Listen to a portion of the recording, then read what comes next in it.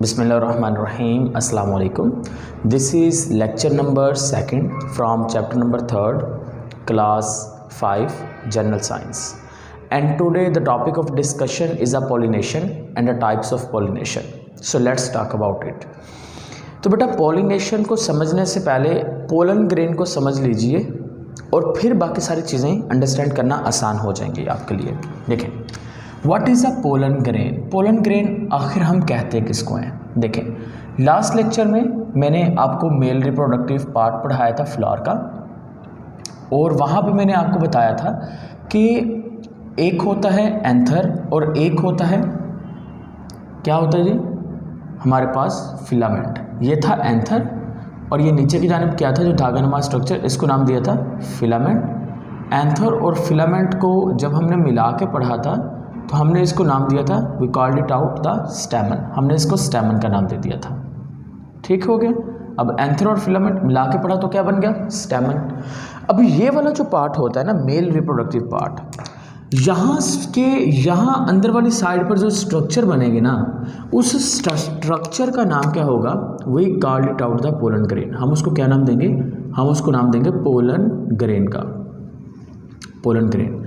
तो pollen grain जो है वो आखिर या असल में कहाँ पे बनते हैं, वो बनते हैं एंथर के अंदर।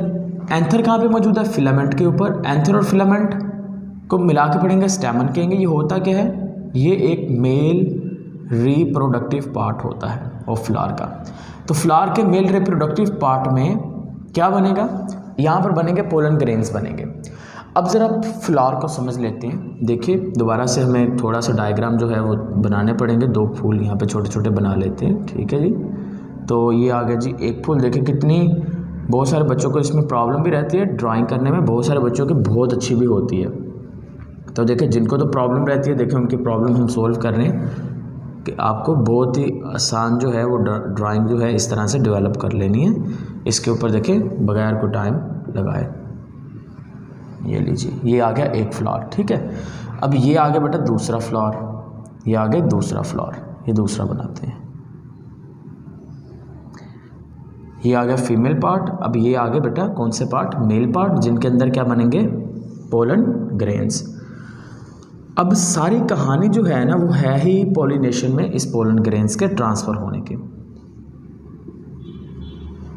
इधर देख लीजिए, पोलन ग्रेन बना इस फ्लावर पे, इसको हम नाम देते हैं फ्लावर ए का।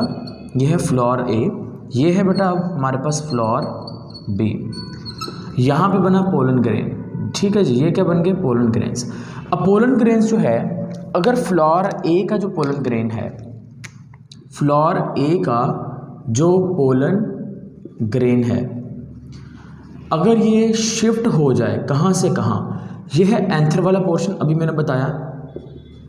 और ये कौन सा पोर्शन है जी, this one is a stigma, ये लास्ट लेक्चर में बताए थे। ये आ गया स्टाइल और ये आ गया ओवरी। अगर पोलन ग्रेन, फ्लावर ए का पोलन ग्रेन, फ्लावर ए का पोलन ग्रेन जो एंथर में बना है, वहाँ से शिफ्ट होकर फ्लावर ए के ही स्टिग्मा के ऊपर जाके गिर जाए, अगर फ्लावर ए का पोलन ग्रेन फ्लावर ए के ही स्टिग्मा के ऊपर जाके गिर जाए, तो हम उसको क्या नाम देंगे, हम कहेंगे ये जो पॉलिनेशन है, इस पॉलिनेशन को अब नाम दे देंगे सेल्फ पॉलिनेशन। क्या नाम देंगे, सेल्फ कहते हैं अपने आप या अपने साथ। तो सेल्फ पॉलिनेशन, पॉलिनेशन का मतलब ये होता है कि जब पोलन ग्रेन जो है वो एंथर से स्टिग्मा पर ट्रांसफर हो जाए। व्हाट इज पॉलिनेशन, पॉलिनेशन का मतलब जब पोलन ग्रेन जो है वो एंथर से स्टिग्मा पर चला जाए, हम उसको क्या नाम दे देंगे, हम उसको नाम दे देंगे पॉलिनेशन का। एंथर क्या है, एंथर आपको बताया मेल रिप्रोडक्टिव पार्ट है, और स्टिग्मा क्या है, ये फीमेल वाला पार्ट है। तो जब पोलन ग्रेन मेल से फीमेल की तरफ ट्रांसफर हो जाएगा, हम उसको नाम दे देंगे पॉलिनेशन का नाम दे देंगे। तो मैंने कहा कि अगर पॉलिनेशन जो है वो एक ही फूल के ऊपर हो रही है, यानी कि एक ही फ्लावर के एंथर से उसी फ्लावर के स्टिग्मा के ऊपर ट्रांसफर हो जाए, एक ही फ्लावर के एंथर से उसी फ्लावर के स्टिग्मा के ऊपर ट्रांसफर हो जाए, तो हम उसको क्या नाम देंगे, हम कहेंगे ये है सेल्फ पॉलिनेशन। क्रॉस पॉलिनेशन क्या होता है, देखिए नाम से पता चल रहा है कि यहाँ पर क्रॉस तो लगाना पड़ेगा। अब क्रॉस लगाने का मतलब क्या है कि ये 1 से 1 में नहीं होने वाला, बल्कि 1 से 2 में होने वाला है। तो क्रॉस पॉलिनेशन में बेटा क्या होगा कि देखिए यहाँ पर बने पोलन ग्रेन, इसके अंदर ये पोलन ग्रेन्स जो हैं यहाँ से बनने के बाद एक फूल के एंथर से किसी दूसरे फूल के स्टिग्मा के ऊपर चले जाएं।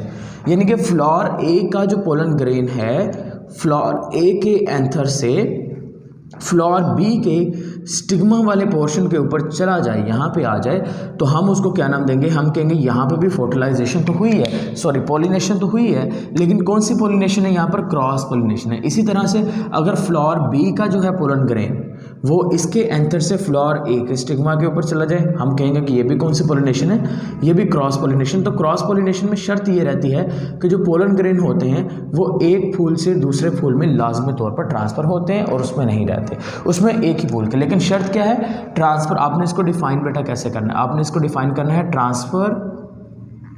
ट्रांसफ़र ऑफ पोलन ग्रेन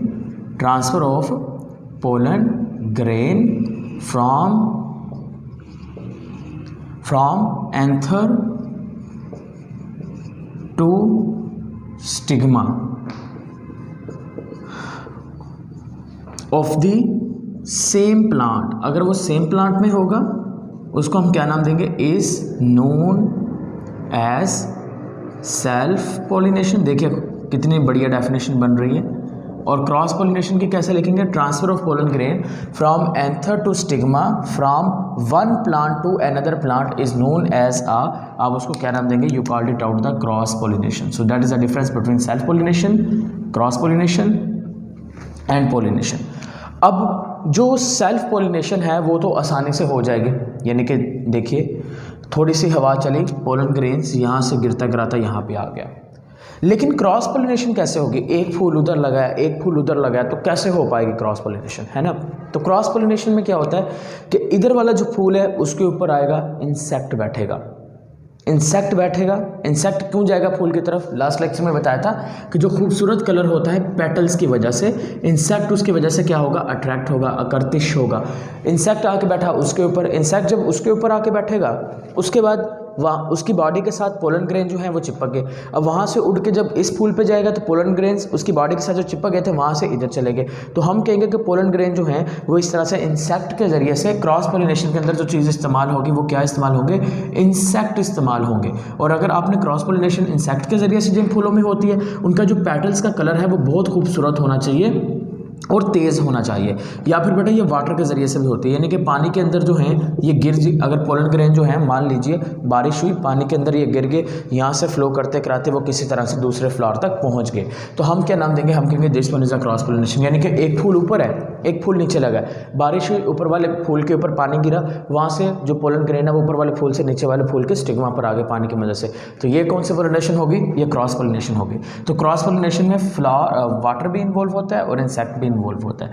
तो इस तरह से बेटा ये चीज़ आपने याद रखनी है कि पॉलिनेशन जो है वो पॉलिनेशन इस तरह से बहुत इंपॉर्टेंट रोल प्ले करती है। ओके गाइस, अब यहाँ तक अगर कोई क्वेश्चन कोई कन्फ्यूजन होगा तो कमेंट सेक्शन में लाजमी पूछिएगा, और अगर बेहतरीन समझ आ रहा है तो आपने इसको अपने फ्रेंड्स के साथ शेयर करना है व्हाट्सएप ग्रुप्स में, फेसबुक पेजेस के ऊपर, ठीक है। और इंशाल्लाह नेक्स्ट लेक्चर में आपसे मुलाकात करेंगे। स्टे कनेक्टेड एंड अल्लाह हाफिज़।